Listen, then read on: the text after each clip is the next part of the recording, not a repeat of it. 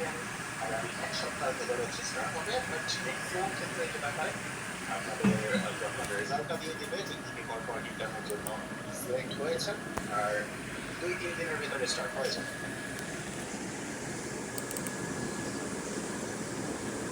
ঠিক আছে? ওকে, ঠিক আছে। সো আমি একটা লিংক দিচ্ছি আপনাদেরকে, আলাদা একটা মিট লিংক। সবাই যেটা করবেন, আমি যখন একজনকে ডাকবো সে হচ্ছে ওখানে জয়েন করবেন, বাকিরা এই মিটিং থাকবেন।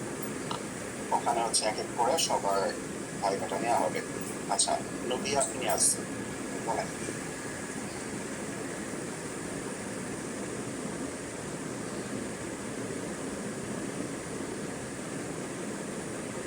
নবিয়া নিয়াজ প্রিমা আপু হ্যান্ড রেজ করেছেন, বলেন।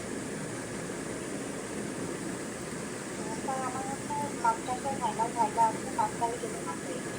তো এটার একদিন পরে কি আমি ছুটি পাবো কি?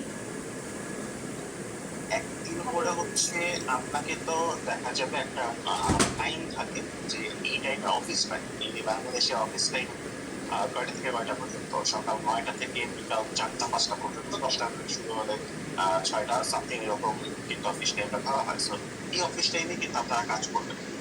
দেখা যাবে ২-১ দিন যদি থাকে তাহলে যেটা হবে আপনাকে হয়তো বা ৪-৫ ঘন্টা বা ২-৩ ঘন্টার জন্য ব্রেক দেওয়া হবে, কিন্তু ওই কাজটা রাত্রের ভিতরে, ওই দিন রাত্রের ভিতরে কাভার করে দিতে হবে।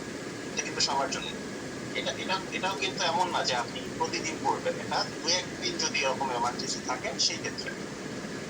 না, আর এখন এমার্জেন্সি নেই। এইটাই খালি ৫ তারিখ এবং ৮ তারিখে এই ২ দিনই খালি এমার্জেন্সি সমস্যা আমার।